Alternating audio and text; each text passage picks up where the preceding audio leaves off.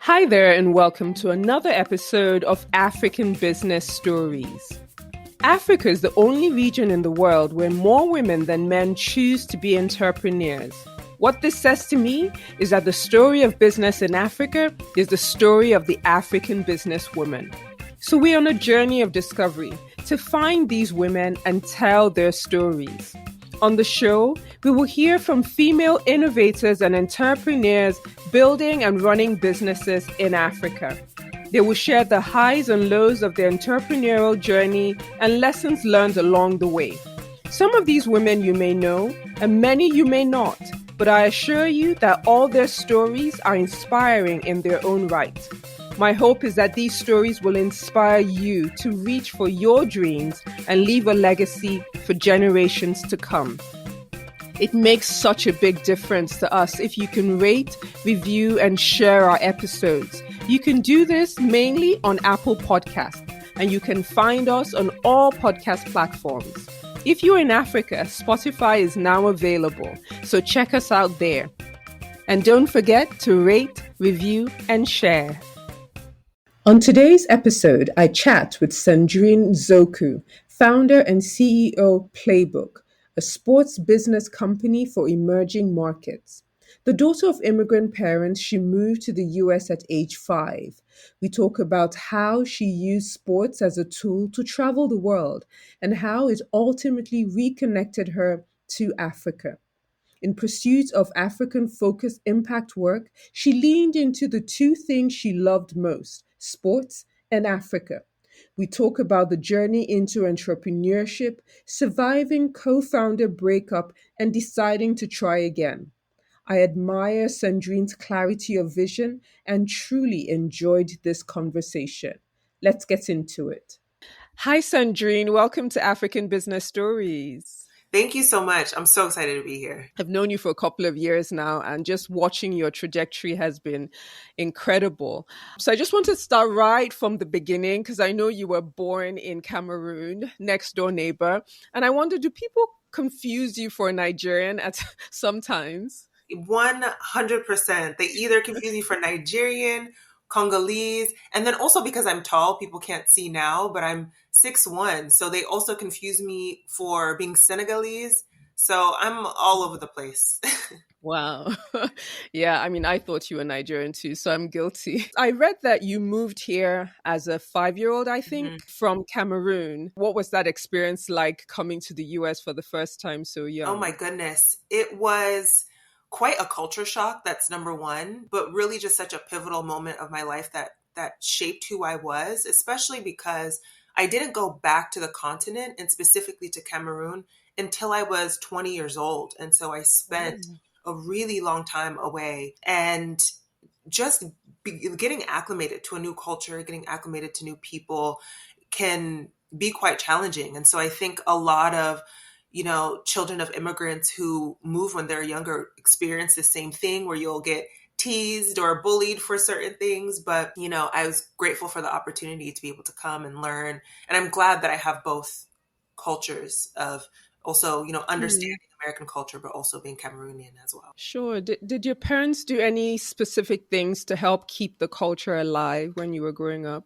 Yeah, I would say the number one thing is I'm so grateful that they spoke so much French to us and so that we still retained our language. And then the second piece is really food and culture. Our community, I feel like African people are such communal people. And so our entire community basically was African growing up. And then just also being able to, honestly, Cameroonian food is so good. So having the privilege of being fed Cameroonian food my entire life, that was, really predominantly what we ate growing up. Some of my best memories are around a table eating some food. So honestly, I think that's also been a really good kind of tie back to the culture. When you were younger, what did you aspire to be? What did you think you were going to do when you grew up? Yeah, gosh, that's so funny. No one's ever asked me this question. And I realize now as an adult that I am exactly the same way as I am now. I thought I was going to be a chef, a model, a fashion designer, like I fully thought that I was going to be doing all of these things all at the same time. And I told myself, oh, I'll just be this person who just does all of these things. Who says I can't do it all? And yeah, I'm still in that dreamland where I have a number of things that I want to do and am actively pursuing right now, actually. So, in terms of going to college, I did read that your dad played basketball for Cameroon, so very much into sports, and he leaned into all his children as far as sports was concerned. And you got to have basketball pay for university or for college, as we call it in America. So, what was that experience like going into college and being an athlete? It was such an interesting experience, and it's really colored my life, but it really colored kind of those formative years. First and foremost, because when you're a part of a team in college, number one, what people don't realize is that you have a full-time job. Like that alone is a massive amount of time. But thankfully, it also comes with privileges. You get support, you also get to travel, and you also get an embedded set of friends and family and community right off the bat when you when you go to university, which most people don't have and have to really find and build for themselves through clubs and, other activities that they pursue. And so it was an incredible experience. I wouldn't trade being on a team, and I've been on teams my whole life, but I wouldn't trade being on a team specifically in university for anything. I'm still friends with so many of my teammates from college, and you just go through so much, because it's so physically demanding and so mentally demanding. And then you're also dealing with the regular college kid stuff. And so being able to grow and evolve with that set of people was immeasurably helpful. And I was also very privileged to go to school at University of Nevada, Las Vegas as a basketball player, because it's a really interesting place to not only be an athlete, but also specifically basketball players. So you have the NBA Summer League that happens there every year. You have the USA national teams on the women's and the men's side that train there every summer. And so we got to meet Kobe and LeBron and Wow. And Brittany Griner and Diana Taurasi. All of these people were just in our gyms during the summertime. And as a basketball player, really having quite literally the world's best athletes, being able to see them live, meet them, interact with them was unlike anything else. And being able to be a part of that community and experience, it was absolutely unreal. And then, we have the Las Vegas Strip 5 minutes down the street from campus. And so you also Wow. have access to all of these celebrities. It's such an interesting and kind of surreal place to go to school, but it was really, really unique, and I'm grateful. That's excellent. So did you ever think you would go pro? Was that ever part of your plan? Oh my gosh, absolutely not. Well, I didn't think that, I did not think I was going to go pro in the WNBA is what I should specify, Okay. specifically because what a lot of people don't also realize is that the WNBA is much more difficult to get into than the NBA is, because Wow. we have so fewer teams. There's 12 teams in the WNBA, but there's 30 teams in the NBA. So literally there's just less spots. So when the women who are in the WNBA are really the best of the best, it's like if you cut the NBA down by a third and only had those players playing. And so I never thought I knew I was never going to be good enough to play in the WNBA, but I did play professionally overseas, which was, a beautiful experience, being able to play in Spain and in Lithuania, and yeah, just being able to live and get paid to play basketball. It was amazing. That's awesome. And talking about playing abroad, I read that one of the things you're most proud of was being able to play for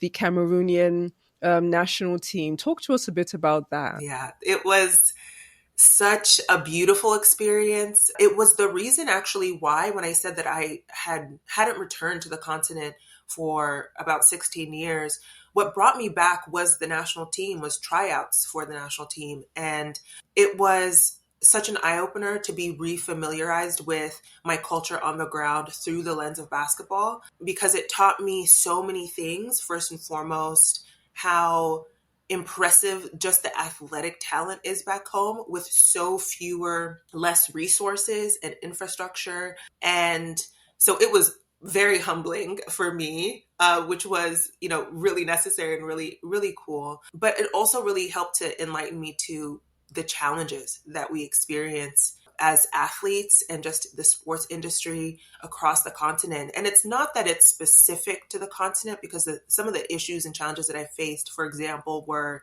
like pay discrepancies and pay, being withheld from us. And my last experience really playing for the national team was in 2015. We were playing Olympic qualifiers, and after we performed the best we'd ever performed, our basketball federation wanted to pay us essentially 3% of what we were contractually owed. Wow. And so we decided to stage a sit-in, and we staged a sit-in over the course of 2 weeks, and in the hotel that we were staying at.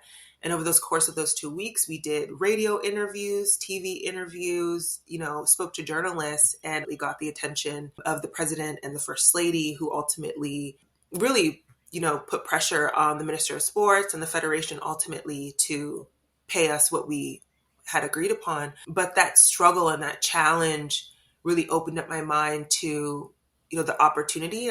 Ultimately, it's what planted the seed for Playbook. I didn't know it at the time, but it was such an interesting experience, really enriching. And, same thing, kind of going back to my comments about my teams, like I loved my teammates, and being able to also play with other women who are Cameroonian, and being able to just like feel that sense of camaraderie and honor for playing for our country is honestly, an experience of my lifetime. I just can't replace that. That's fantastic. So you eventually come back and join Vanguard. And I'm wondering, do I sense an immigrant parent influence at some point in this story? Yeah, absolutely. Absolutely. And it was interesting because when I decided to play in 2015, I was already working at Vanguard. I was there since 2013. And I took a leave of absence for 3 months to go play, which, ended up working out really, really well. And I was so grateful to my bosses for even allowing me to do so. But, to your point about African parents, absolutely, because when I transitioned back, I knew in 2015 that when I stopped playing, that was going to be the last time that I played. But I had retired one time before then, before I started working at Vanguard. And the reason why is because when I played for Spain and Lithuania, I played overseas for a year, and God bless my mom, but she did not think that basketball was a real job. So I ultimately, after the year, I wanted to continue playing, and because I was really using it also as a tool to explore the world and being able to live in different countries. So I wanted to play in another country, namely, specifically Italy. So I decided to go back because I was set to get a real job, and finish my master's degree at that point as well, because I had taken a year off my master's degree. And so finished my MBA, went into finance, and then took the break to play for the national team, and then came back and ultimately just stopped playing completely. But winding journey. But yeah, African parents were definitely involved. We know them. They're probably a little more understanding these days, but back in the day, not so much. So Vanguard, what was Vanguard like? What was that experience like for you? Yeah, it was, man, I have not talked about Vanguard in so long. It was such an interesting experience, really enriching, but eye-opening, because it was my first experience in a very corporate setting. And of course, it's finance. And then it's also institutional finance as well. And so there's just so many guardrails. And Vanguard specifically is so successful because they're known as a very conservative company. And so it was really interesting understanding corporate politics and corporate culture and how that plays into your career. Also, I participated in a program that was an accelerated program within the corporation where we had essentially, it was either 13 or 14 of us, and it was a rotational program. So each and every single person over the course of, I think it was about a year and a half or a little bit almost 2 years, had the experience of transitioning between different departments. And that was the reason why I participated in it, because I really wanted to get the experience of what it was actually like to work in some different, in some different disciplines. And it was really, it was a great experience to be able to have that. And at the same time, I did feel a bit constricted, to be honest, because I always, ever since my experience playing in Cameroon, I knew that the work that I wanted to do, I wanted the scope to include the African continent. And at that time, I'm not quite sure about their investment strategies now, but at that time, the conversation about Africa was completely just Mm. non-existent, to be honest. And even international conversations were really happening as much. They had an office, in the UK that really led the international office, but it wasn't robust. And so I knew early on, to my experience at Vanguard, that my career would have to transition out of Vanguard in order to ultimately pursue some of the experiences that I wanted to have and to have the impact that I wanted to have, at least geographically. But, all in all, it taught me a lot. It also taught me about how I don't really want to participate in a lot of corporate politics. I think that it takes so much, for me, energy, and I want to focus on the Mm. work and what we're doing. And so I learned a lot from the experience, but all in all, it was really interesting. It was really interesting to understand that side of, Right. just corporate America in Yeah. general. So how did you then transition to Invest Africa, which is like it's like you put it out there, you wanted to do work that was relevant to the continent and enter this opportunity. So how did Invest Africa come about? Yeah, it was very serendipitous because I had an internship working with the Phoenix Suns and Phoenix Mercury WNBA and NBA teams. And my boss at the time, this was back in like 2011, it was either 2010 or 2011 when I worked for them. And then my boss was attending some of the like university games in Phoenix at the time. And so she would invite me to come with her. And it was there that I actually met the nephew of who was the CEO of NBA Africa, but is now the president of the Basketball Africa League, Amadou Fall. And so I ended up becoming really good friends with the nephew and was sharing with him that I wanted to get back into the space working on the continent, but I also had this love of sports. And he was really instrumental in helping to connect me first to the Seed Project and identifying, which is, Amadou Fall's nonprofit organization that uses basketball as a tool for development for youth. And so I found myself helping to support them. I also moved to New York for about a month while I was in working for Vanguard and helped and did a lot of networking while I was in New York because I also knew that New York was a place that I wanted to transition to next. And so as I started thinking, I was about 3.5 years into my time at Vanguard, and I started thinking seriously about what that next step could be. I had no idea what I wanted to do, but I knew very clearly that basketball and sports was a pull and that Africa also was very clear for me. And at the time, the NBA Africa World versus World Games were happening in South Africa. Mm. And I knew that I didn't know what job title I wanted, but I knew that anyone who is in that world would be there. And so I knew I wanted to place myself in that Mm. environment. And I've been someone who's always been pulled to places geographically. I think that's a little bit of kind of my gift. I know where I'm supposed to be Mm. physically. And anytime I listen to that intuition of where I'm supposed to be physically, something always happens. And so I felt that really strongly about, I know for whatever reason I need to be in Johannesburg during this time. And so I went to the games in 2017 and ended up getting an opportunity to help coach with the basketball camp, the Basketball Without Borders camp there. And through that experience and some networking and honestly being very just hungry for opportunity, I ended up volunteering at the NBA Africa Summit at the time, Business Summit. And I met Paul Hinks there. And it was Paul who was speaking on a panel, and he had mentioned something during his panel and made a statement. And I went up to him and spoke to him about, his comment. And it was very strange because in the span of probably 10 or 15 minutes of his talking, he just kind of looked at me and said, "Hey, like, I think I kind of have a job for you." And started talking to me a little bit about what Invest Africa was. And initially I was like, this is crazy. I don't know anything about this, but I was, very intrigued, and I was trying to move more into the sports world, but I had the experience from being in the investment world as well.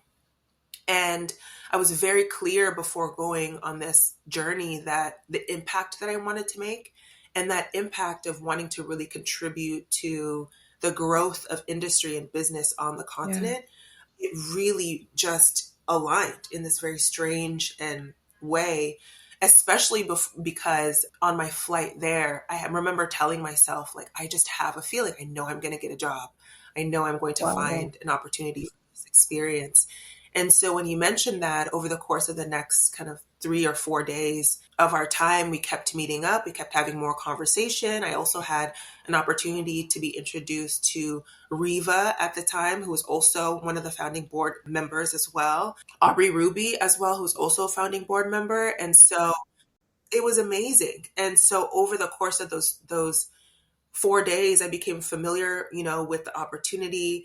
And, 3 weeks later, he had, and a couple of conversations later, I was signing an offer letter, to work for Invest Africa and be their next, or at least their first executive director. And then I moved to Wow.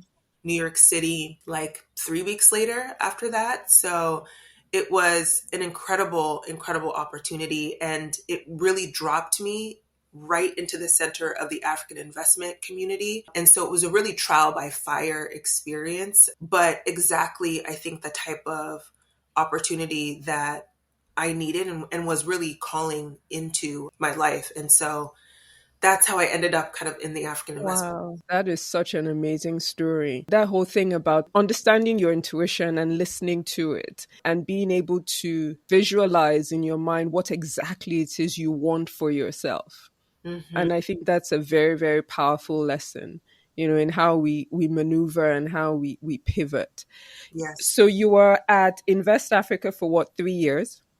Yeah, I was at Invest Africa for almost 4 years. So Okay. 3 years and change. And then you started getting another itch. Yes, yeah. Well, it was a little bit of starting to get an itch, but also it was just proper burnout, and I think that so many people experienced this during Yes. 2020 and quarantine and just the state of the world. I just reached a point where I knew, and I was a one woman show at Invest Africa as well. I mean, thankfully we had so many people that were there to support, and our board was really great. Um, but I just had reached the point personally where I was pushing past even my physical limits, Hmm. to keep, just moving the business forward and keep progressing. And when you do that, your body will always catch up with you, always. And so it reached a point where I personally had to stop, and I forced myself to transition, in order to really help my body just kind of come back to center and heal. And it's still been a journey. I still think I don't even know that I'm fully over, the burnout experience. I think it takes so long. But yeah, it was proper burnout. I can't even I can't even lie about it. Yeah, yeah. I know that feeling well.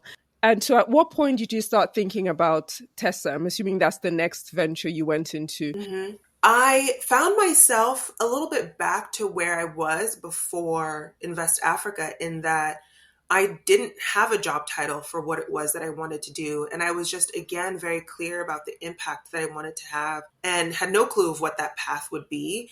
But I just quite literally couldn't think of the job title. And so I thought to myself, well, I just have a feeling that I'm going to have to create this myself and figure this out along the way. And so I first took time off. I took about 5 months off from working. And during that time, the first basketball Africa League final, or not even finals, the entire league was happening. And it was at a time where we were fresh off COVID. So everyone, all the players, including, the attendees, were in a bubble. And so I went to Kigali and got to see the first, iteration, and being able to see the product in person was amazing. I feel like Amadou and his team have built such an incredible asset. But something that was very clear to me was that it's not something that can be sustainable without the private sector really coming on board, because that's how sports work. Sports functions based obviously off of ticket sales, but also namely sponsorship dollars and investment. And as Africans in general, we have not yet understood sports to be, a true business opportunity.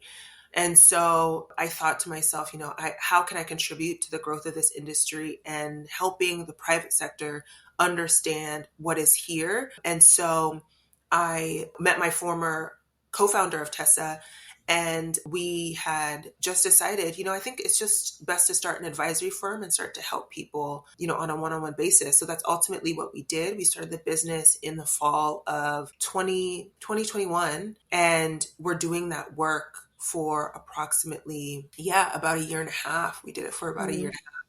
And we're entirely focused on private sector businesses, government entities who are looking to leverage sports, not only for, just development in general, but also youth development as well. We also put on some camps, but it was, a very interesting experience. And what I will say is that I think that business was a hair early, because a lot of the conversations that we were having were convincing people that it was even worthwhile to consider investing in sports. And I think that made our business development process wait far too long. But in the span, I think, of even the last couple of years, year and a half, there's been some things that have happened in the sports industry that have forced just the general broader community, but specifically the African private sector community, to understand, hey, no, there's something here. We have athletes who are not only just great, they are absolutely world class. We have now AFCON this year was incredible. The viewership from it was incredible. Even just the revenue, it made $80 million in profit for the first time. Like, there's so many things that are happening now that I think people are starting to pay attention to. Yeah, that's the journey of kind of going into Tessa and really wanting to help to build the industry from the ground up. What did it feel like having to bring that business to a pause or a halt? What did that feel like? Yeah, it was heartbreaking, to be honest. It was really heartbreaking. There was a couple of things. The first thing, I think it was a good and natural, not even natural, I think it was a good transition, because we were helping people on a one-on-one basis. And I wanted to have more of an impact and realize that the industry was starting to develop more quickly, and to have I wanted to have a louder microphone about what was just even taking place. But also really it was generated by a co-founder breakup, and ultimately, and what I didn't realize is it really was like a divorce, to be honest, more than anything. And I've never been married. I can't really say exactly what that feels like, but that's what it felt like to me, especially because myself and my co-founder were very close friends. And surely when you're building something, when you're trying to bring a concept from, the ether, from your mind into reality, the process of that is a very intimate process. It's a very vulnerable process as well. And especially when you're trying to just generate revenue for yourself. And so, the split of our friendship, the split of our business subsequently as well was just heartbreaking for me. And so having to go through that experience was challenging. And then also how to pick up the pieces again is so challenging. And so I spent most of 2023 picking up the pieces and trying to figure out, like, what am I going to do at this point? What do is this, and questioning, is this still something that I even want to do? There's so many things that happen, so many feelings that I think can be brought about by some of these breakups. So I went through every emotion, through the frustration and the anger to the sadness, depression. I went through all of those feelings, but that's a part of life. And it's about weathering that storm and trying as much as you can to maintain the confidence in yourself and in your vision, and knowing that all of these things happen for a reason. I feel I'm a very spiritual person as well. So I feel very I trust that God is guiding me in the right direction. And so it made me respect the entrepreneurial journey in a very different way and understand that for me, it's much more of a spiritual journey than anything else. Hmm. And so that's been something that I've been trying to lean even more into. And that's where I feel like I find comfort in what this crazy journey that entrepreneurship really can be. Thank you so much for sharing that. In that place of feeling like you failed, you didn't give up. Mm-hmm. You had another idea, Mm-hmm. and Playbook was born. So to talk to us about coming to a point where you decided, I'm going to go this alone, I'm going to create a new company, and this is what the company is going to do. Yeah, I had this idea mainly about convenings because that's the work that I did at Invest Africa. It was really, you know, really what that role was as executive director was like a community manager. It was about how can you grow the community? How can you support members of the community? And so I hosted probably 100 events over the course of my time there. And so I really wanted to go back to what I knew. And so I never anticipated in my wildest dreams that I would be running a media business. I didn't know anything about media, but I knew that I wanted to have a bigger microphone, and I knew that I needed to build a community of people who were having these conversations so that we can just help to bring the industry further along. And so it's been an interesting journey in that it feels right. And it's helped me not only regain confidence in my own vision, but also understand more of who I am in a way and being confident in who I am. Because really what media is just it's just a voice. And what I realized is that people don't want to hear you echo what everybody else is saying.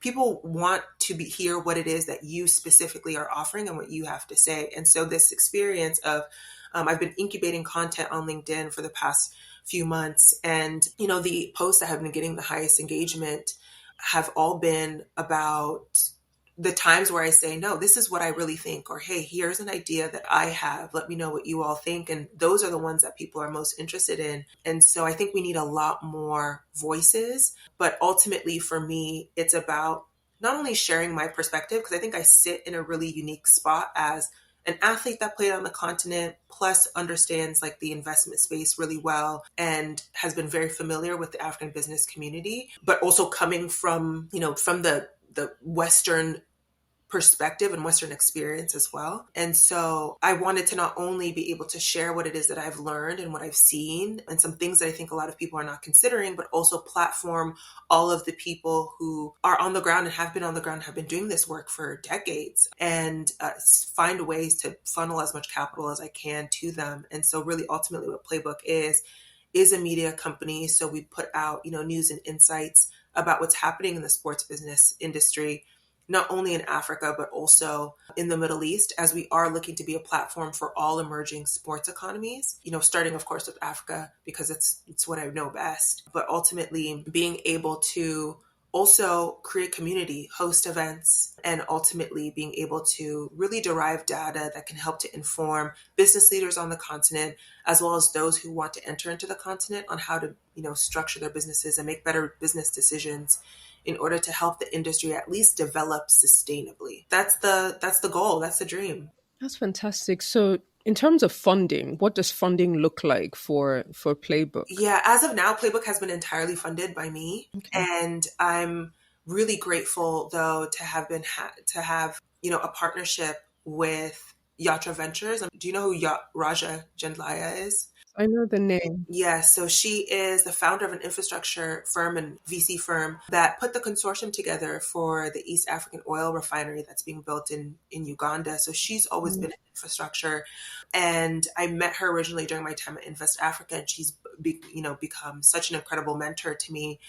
So I'm really excited to be able to partner with her on helping to grow Playbook. And it's her interest really in this space is she has such a focus on helping African economies develop sustainably. And she really believes in higher education.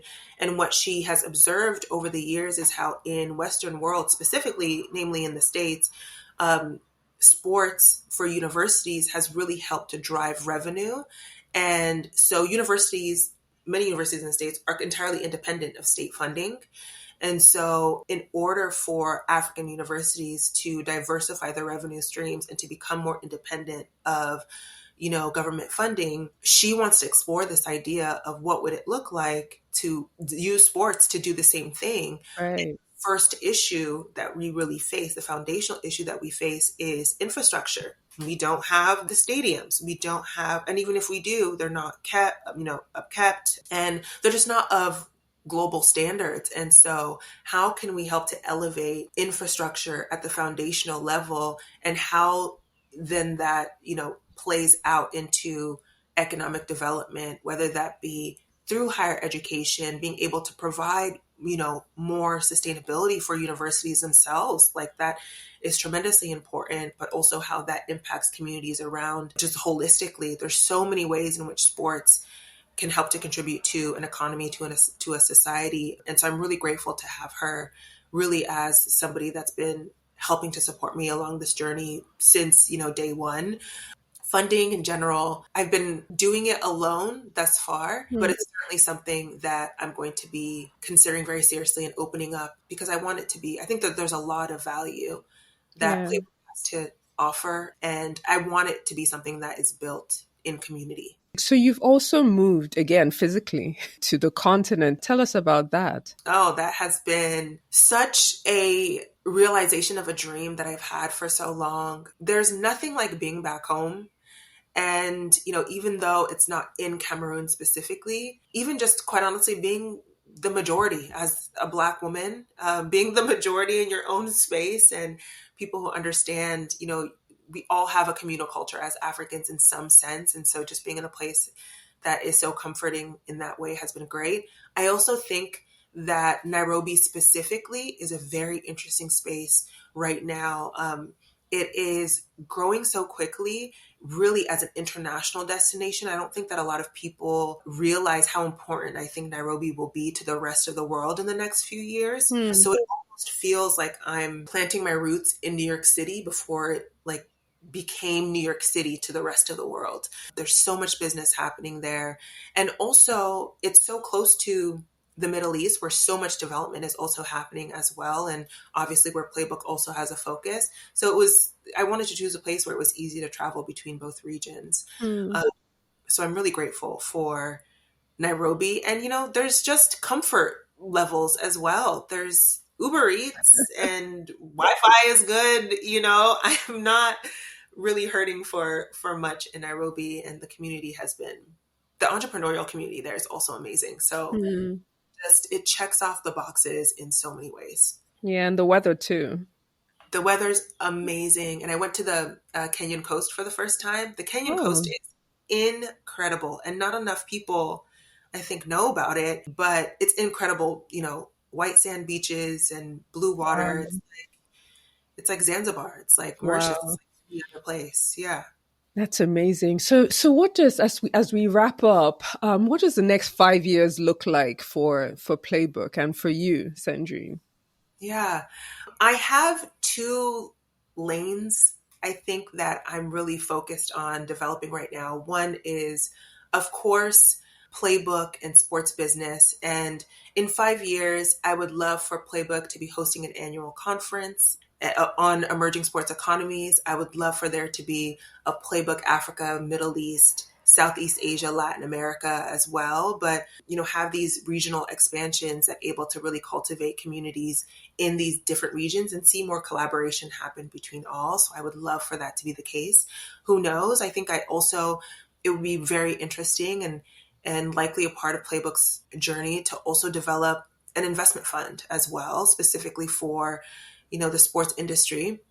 And then my personal passion that I also have that's just as significant as sports for me is fashion. And I've been weaving that a little bit in through the content that I have on Playbook. But I also personally just have I just feel like my life's mission is to make clothes. So I need to, develop my fashion line that I have in my head. And when I think about just who I am, everything that's really at the intersection of sports and fashion really feels like me. And so I'm just trying to really structure my life and work on projects that help to bring that more to the forefront as much as I possibly can. So yeah, hopefully they'll be aligned. Hopefully, Playbook I will love be it. established, but that's the I dream. love it. I love it. So, just in terms of advice for other women who are building businesses in Africa, what advice would you give to them? Yeah, the first advice, which I think that especially for early founders, to truly understand, especially for female founders, to truly understand that you are your business. You are the voice of your business, and don't be afraid of that, and to actually lean into that.